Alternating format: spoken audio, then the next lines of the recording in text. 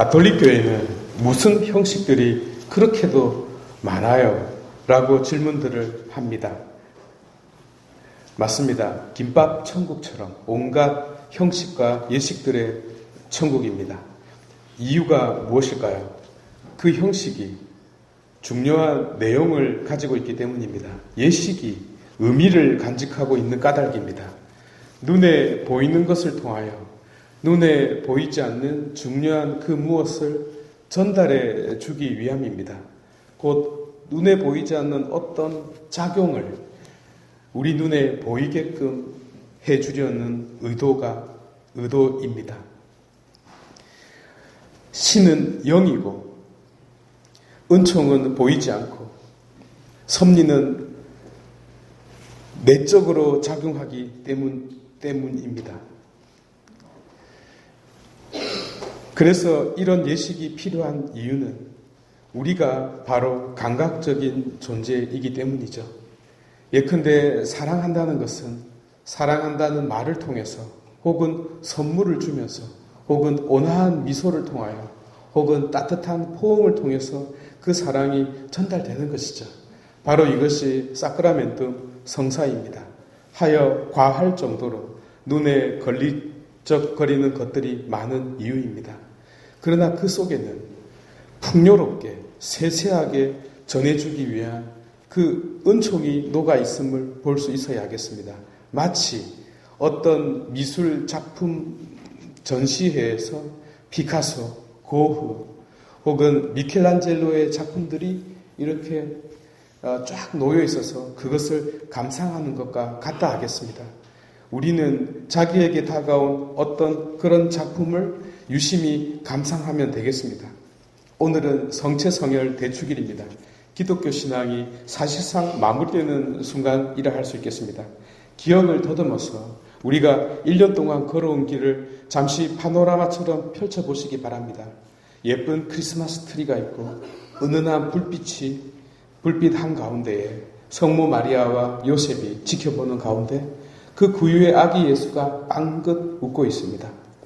그 아기가 성전에 봉헌되고 또 자라면서 여러 축제에 부모의 손을 잡고 예루살렘에 올라갑니다. 성인이 된 예수께서는 40일 동안 광야에서 단식하지 않습니까? 이는 40년 동안의 광야 생활을 의미하는 바 우리 또한 40일의 사순시기를 힘겹게 지냈습니다. 그리고 파스카 성삼일을 화려하게 지내고 부활의 기쁨을 만끽했습니다. 7749, 49일이 지난 다음 50일 곧 오순절이 되자 이제 성령이 비처럼 쏟아졌습니다. 이제 신앙의 모양새는 완전히 모습을 달리합니다. 많은 사람들이 믿고 있듯 어떤 영적인 모습으로 바뀐 것이죠. 이제 거룩한 영이 내적인 모습으로 동시에 인간적인 덕성으로 그러면서도 초월적인 힘으로 믿는 이들을 덮어버립니다. 비로소 내 안에 살고 있는 영이라는 기독교 신앙의 현수막이 걸렸습니다. 하여 그것이 승천이든 성령 강림이든 삼위일체든 그 무엇이든지 간에 내 안에 계시는 하느님의 존재 방식을 다양하게 드러내는 것입니다. 마치 여러 작가들의 작품처럼 말이죠. 기독교 신앙이 태동하게 된 이 믿음의 과정이 여러 대축일 전례라고 생각하시면 되겠습니다. 그리고 오늘이 그 마지막입니다. 구약의 계약을 완성하고 구원의 약속을 실현시킨 이 최후 만찬, 여기서 예수님께서 직접 세우신 성체성사는 지금까지 가톨릭 교회가 2000년 동안 한결같이 거행해 오고 있는 예식입니다. 그리고 그 한가운데 빵과 포도주가 그 재료로 사용되고 있습니다. 이는 내 몸이다. 이는 내 피다.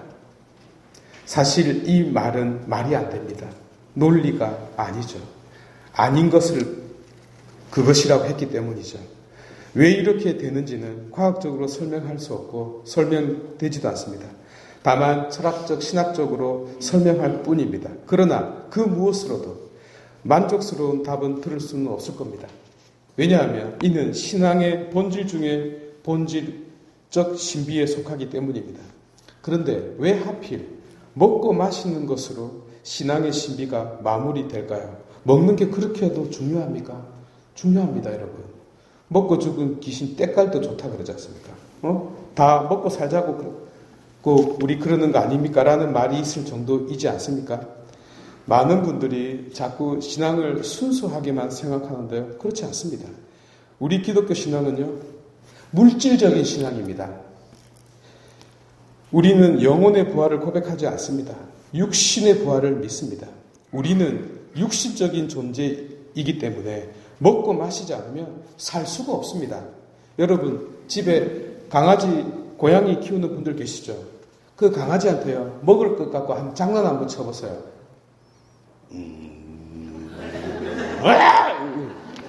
고양이한테요, 먹을 거 하고 장난 쳐보세요. 얼굴에 아디다스 만들어져 버립니다. 왜 예수께서 이 방식을 선택했는지 생각을 해야 합니다. 모든 사람의 행동 양식은 각각 다릅니다만 먹고 마시는 것만큼은 공통적이라는 뜻이죠. 곧 절대로 생략할 수 없는 행위인 겁니다.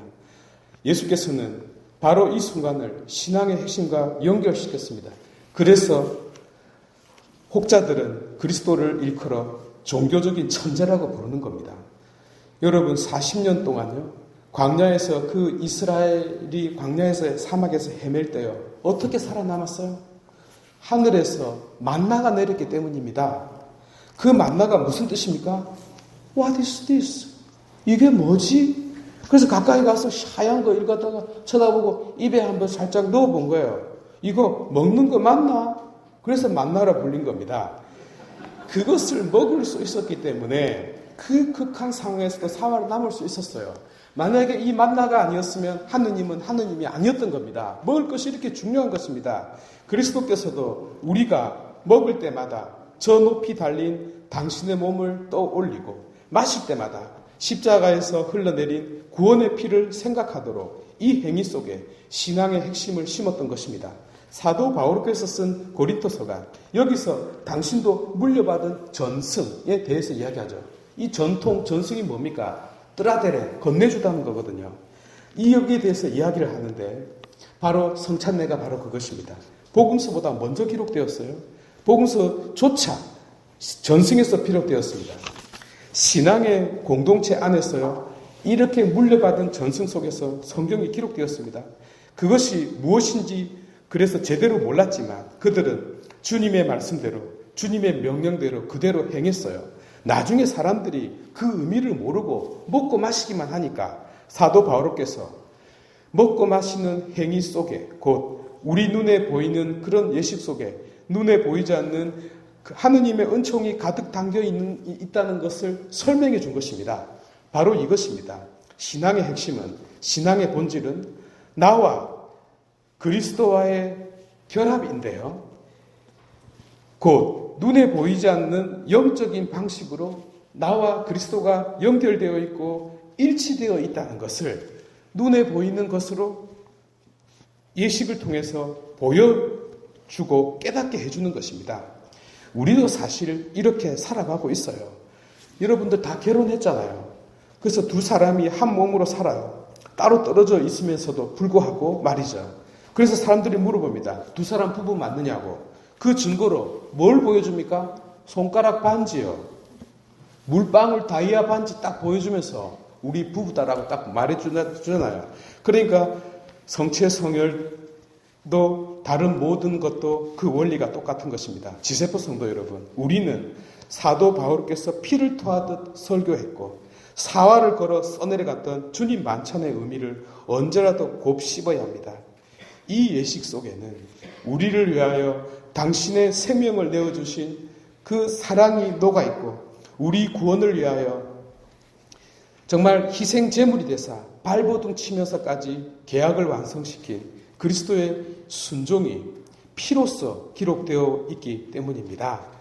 참으로 존귀한 지세포 성도 여러분, 우리가 나이가 들면서 점점 갱년기에 접어들어서 다 잊어버리고 어제 뭐 했는지조차도 잊어버리지만, 그러나 먹고 마시는 매일의 행위 속에서 우리를 위하여 저 높이 달린 곧 우리에 대한 한없는 그 사랑만큼은 생각해야 되는 것입니다.